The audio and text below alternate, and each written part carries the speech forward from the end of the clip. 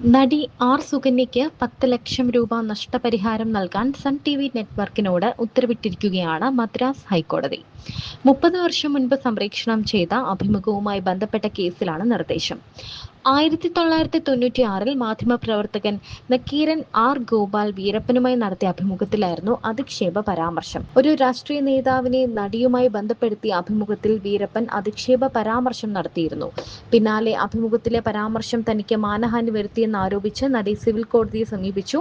10,500,000 രൂപ നഷ്ടപരിഹാരം ആവശ്യപ്പെട്ടായിരുന്നു ഹർജി.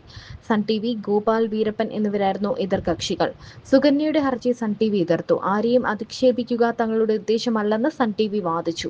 അഭിമുഖത്തിലെ അഭിപ്രായ പ്രകടനങ്ങൾ വീരപ്പന്റേത് മാത്രമാണെന്നും തങ്ങൾക്ക് അതിൽ ഉത്തരവാദിത്തം ഇല്ല എന്നും പ്രക്ഷേപണത്തിന് മുൻപ് വിശദീകരിച്ചിരുന്നതായി സൺ ടിവി കോടതിയിൽ അവകാശപ്പെട്ടു.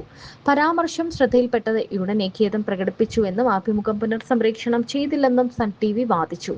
നടിയെ അപമാനിക്കാൻ ഉദ്ദേശിച്ചിരുന്നില്ല എന്ന് ഗോപാലും കോടതിയെ അറിയിച്ചു. കരാർ പ്രകാരം സൺ ടിവിക്കായിരുന്നു എഡിറ്റ് ചെയ്യാനുള്ള അവകാശം.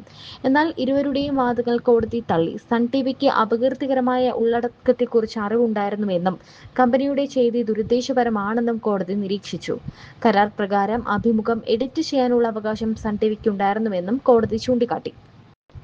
ഉത്തരവിനെതിരെ സൺ ടിവി ഹൈക്കോടതിയെ സമീപിച്ചു. കീഴ്ക്കോടതിയുടെ ഉത്തരവ് ശരിവച്ചാണ് ഹൈക്കോടതി 10 ലക്ഷം രൂപ നഷ്ടപരിഹാരം നൽകാൻ വേണ്ടി നിർദ്ദേശിച്ചത്. 30 വർഷം നീണ്ടുനിന്ന നിയമ പോരാട്ടത്തിനൊടുവിലാണ് ജസ്റ്റിസ് കെ കുമരേഷ് ബാബുവിന്റെ നിർണായക വിധി വന്നിരിക്കുന്നത്. 1996 ഏപ്രിൽ 17-ന് സൺ ടിവിയിലെ നേർക്കുനേർ എന്ന പരിപാടിയിലാണ് കുപ്രസിദ്ധ വനപാലകൻ വീരപ്പന്റെ അഭിമുഖം സംപ്രേഷണം ചെയ്തത്. നക്കീരൻ എഡിറ്റർ ആർ ഗോപാൽ ആയിരുന്നു അന്ന് അഭിമുഖം നടത്തിയത്. ഈ പരിപാടിയിൽ മുൻ പ്രധാനമന്ത്രി PV നരസിംഹറാവുവിന്റെ മകനുമായി നടി സുകന്യയ്ക്ക് അവിഹിത ബന്ധമുണ്ടെന്നും ഈ ബന്ധം വീഡിയോയിൽ പകർത്തി രാഷ്ട്രീയ ആവശ്യങ്ങൾക്കായി ഉപയോഗിച്ചുവെന്നും വീരപ്പൻ ആരോപിച്ചിരുന്നു. ഇത് തന്റെ അന്തസ്സിനെയും പ്രശസ്തിയെയും കാര്യമായി ബാധിച്ചെന്നും മാനസികമായി തകർന്നുവെന്നും ചൂണ്ടിക്കാട്ടിയാണ് സുകന്യ നിയമ നടപടികൾ അന്ന് സ്വീകരിച്ചത്. താൻ കേവലം ഒരു പ്ലാറ്റ്ഫോം മാത്രമാണെന്നും നക്കീരൻ റെക്കോർഡ് ചെയ്ത അഭിമുഖം സംപ്രേഷണം ചെയ്യുക മാത്രമാണ് ചെയ്തതെന്നും കാണിച്ച് സൺ ടിവി ഹൈക്കോടതിയിൽ അപ്പീൽ നൽകിയിരുന്നു.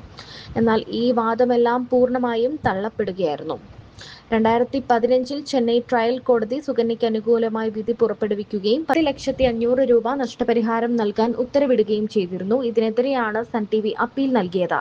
എന്നാൽ സുകന്യയുടെ പ്രശസ്തിക്ക് കോട്ടം സംഭവിച്ചു എന്നതിന് തെളിവുകൾ ഉണ്ടെന്നും ചാനൽ ഈ വിഷയത്തിൽ വൻതോതിൽ ലാഭമുണ്ടാക്കിയെന്നും കണ്ടെത്തിയ കോടതി കീഴ്ക്കോടതിയുടെ വിധിയിൽ മാറ്റമൊന്നും വരുത്തേണ്ടതില്ലെന്ന് വിധിച്ചു. കൂടാതെ വിവാദമായ ആ അഭിമുഖത്തിന്റെ ഭാഗങ്ങൾ ഇനി ഒരിടത്തും പ്രസിദ്ധീകരിക്കുകയോ സംപ്രേഷണം ചെയ്യുകയോ ചെയ്യരുത് എന്നും ഹൈക്കോടതി സ്ഥിരം നിരോധനവും ഏർപ്പെടുത്തിയിട്ടുണ്ട്.